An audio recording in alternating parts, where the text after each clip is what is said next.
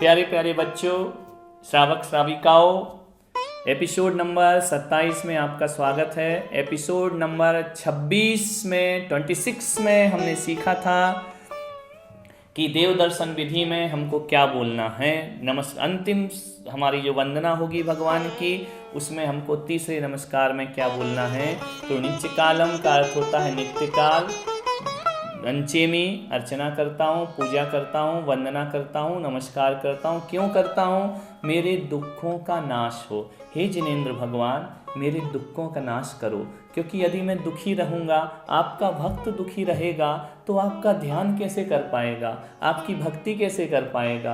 क्योंकि दुख में तो भक्ति होती नहीं है, दुख में तो प्रभु का सुमरण हमसे होता नहीं है। शरीर दुख कई प्रकार के होते हैं, मानसिक दुख भी होते हैं, वाचनिक दुख भी होते हैं। किसी ने कुछ कह दिया, हमको चुभ गया, ये वाचनिक दुख है। शारीरिक दुख भी होते हैं, कोई बीमारी हो गई, कोई कष्ट हो गया, हमको बुखार आ गया, या शारीरिक और लंबी बीमारियां हमको हैं। तो पहले ही जिनेंद्र भगवान, आप मुझे दुख से मुक्त करो, दुख कहो, मेरे दुख का नाश करो भगवान। आपके अलावा और कोई मेरे दुख का नाश नहीं कर सकता है। मेरे दुख का नाश कर दो, जिससे मेरा मन आपकी भक्ति में और ज़्यादा लगे।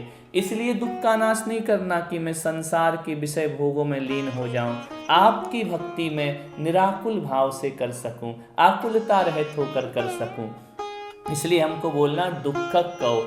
अब प्रश्न होगा, क्या ऐसा बोलने से हमारे दुख का नाश हो जाएगा? हाँ, हो सकता है। फिर भी नहीं हुआ तो हे भगवान, दुख मुझे किस कारण से प्राप्त हुआ? आपने तो मुझे दुख दिया नहीं है, परिवार के लोगों ने मुझे दुख दिया नहीं है, यार मित्रों ने दुख दिया नहीं है, वो तो निमित्त मात्र हैं। दुख तो मुझे मेरे कर्म के उदय से हुआ है, क्योंकि उसका फल मुझे प्राप्त हो रहा है। यदि फल प्राप्त हो रहा तो इसका मतलब इस फल का कोई बीज भी होगा, कर्म भी मैंने ही किया होगा। तो हे प्रभु, मेरे दुख का नाश करो। दुख का नाश करने के लिए कम्मक खाओ, मेरे अशुभ कर्मों का नाश करो। ऐसा भगवान से हमें मांगना है, याचना करना, प्रार्थना करना है कि मेरे कर्मों का नाश हो। फिर भी आप देखते होंगे, जो लोग रोज इस तरह से दर्शन करते हैं, पूजा पाठ करते हैं, वो भी दुखी होते हैं। उनके भी दुख का नाश नहीं होता, कर्मों का नाश नहीं होता। कोई बात नहीं भगवान, यदि मेरे दुख का नाश नहीं होता, कर्मों का नाश नहीं होता, तो वो ही ला हो। मैं दुखी और कर्म के उदय में भी वो ही ला हो। इतना ज्ञान मुझे देना कि मैं आपकी श्रद्धा कम ना कर सकूं, इतनी मेरी सद्बुद्धि बनाए रखना। इसका अर्थ होता है वो ही ला हो। दुख के क्षणों में भी मैं सद्बुद्धि ना खोऊं, कर्म के उदय में भी मैं अपनी सद्बुद्धि ना खोऊं।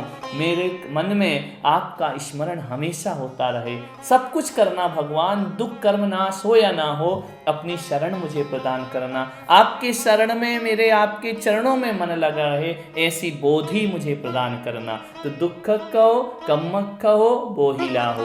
विपरीत परिस्थिति में आपको ना भूलूं, इतना ज्ञान मुझे बना करके देना।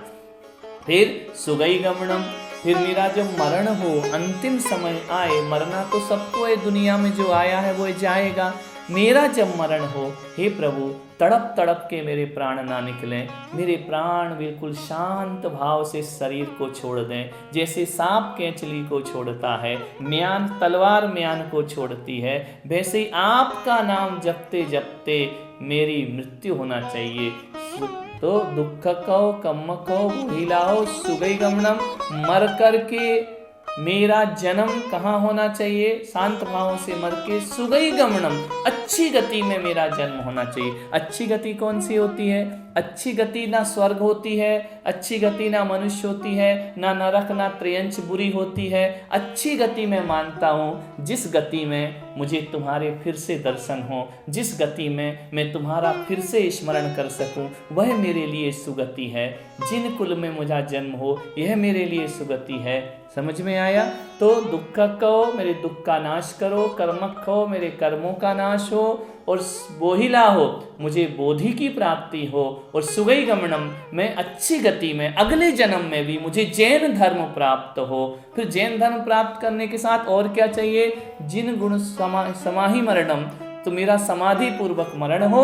और फिर क्या होना चाहिए, जिन गुण संपत्ति हो मज्ज, मुझे धन दौलत की संपदा मिले या ना मिले, आपके गुणों की संपदा मिले, आपके दर्शन मुझे मिलते रहें, आपके गुणों की संपदा के लिए मुझे धार्मिक परिवार मिले, मुझे जैन कुल प्राप्त हो, ऐसी भावना करना। फिर से रिपीट करूं, दुख कहो दुखों का नाश हो, कम्मक कहो कर्मों का नाश हो, दुख कहो कम्मक कहो बोहिला हो, मुझे बोधि की प्राप्ति हो, सुगई गमनम, अच्छी गति में मेरा जन्म हो, अच्छी गति माने जैन कुल में मेरा जन्म हो, और सुगई गमनम समाहि मरणम, और जब मैं मरूं तो मैं समाधि पूर्वक मरूं, क्षमता भाव से प्राण छोड़ूं, तड़पते हुए प्राण ना छोड़ूं, और जिन गुण संपत्ति हो दुमज्जम, मुझे जिनेंद्र भगवान की संपदा मिले, ऐसा परिवार मिले जहाँ जिनेंद्र की चर्चा हो, जैनाचरण हो, जैन कुल हो, अगले जन्म में मुझे फिर जैन धर्म मिले। ये हमारी भगवान से प्रार्थना है।